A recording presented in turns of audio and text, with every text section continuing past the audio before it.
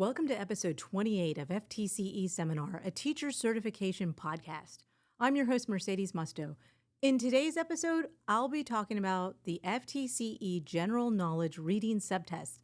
This is part 7 of a multi-series review of what you need to know to pass the reading section of the GK. Today, we're going to talk about author's purpose. Author's purpose in the text that you're evaluating.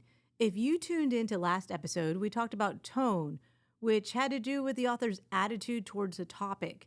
And remember how we used word choice to solve each example? We were such cool word sleuths and tone detectives, yeah. But this time is the same but different. It's the same because we're going to still be word detectives, but it's different because instead of solving for tone, we're going to solve for the author's purpose. Cool, right? So let's get started. Concept number 1, author's purpose.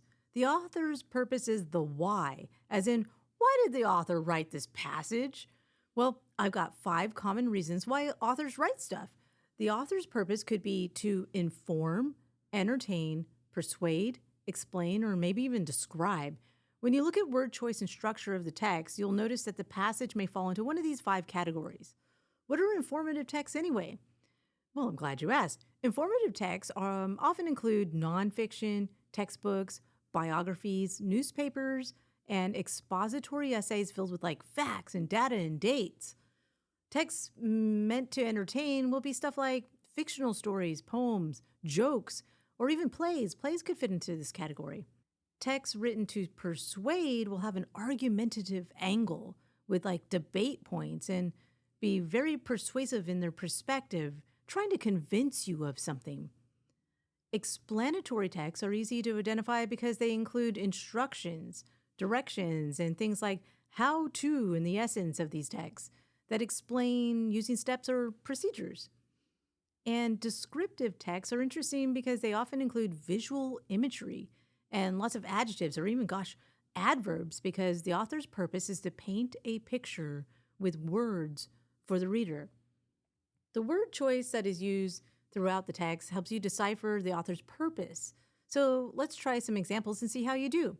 Now remember, the 5 common reasons authors write stuff are to inform, entertain, persuade, explain, and describe. Example number 1.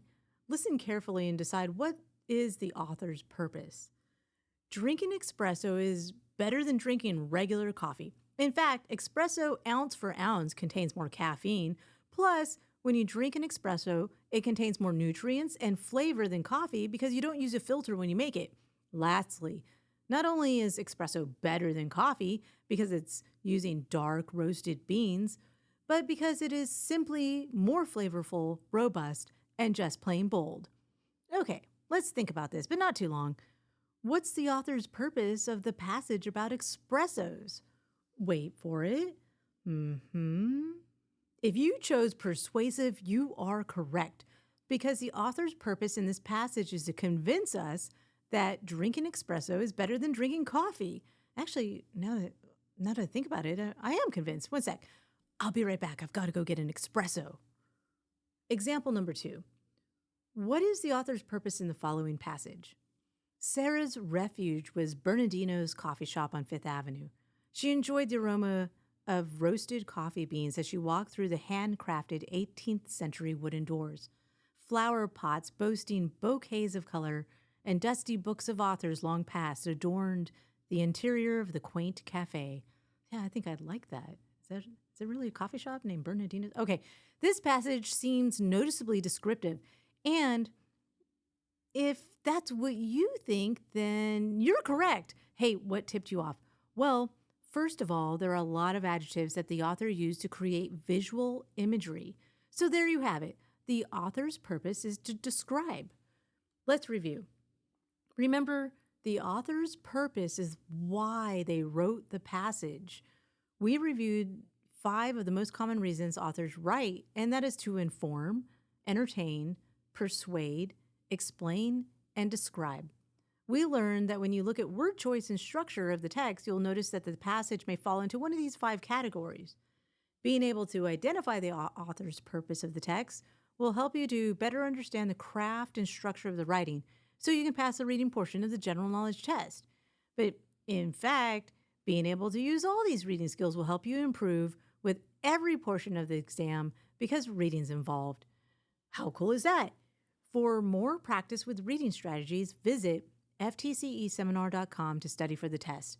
The important thing is to start studying and start studying today so you can pass the teacher certification exam. Well, what are you waiting for? Check us out on YouTube at FTCE Seminar and start studying today. This podcast was recorded at the Pickens Multimedia Studio at the University of West Florida. This podcast is listener supported. Contributions are greatly appreciated and can be made via the listener support link on Spotify. This is your host, Mercedes Musto. Join me again on FTCE Seminar, a teacher certification podcast so you can pass the FTCE.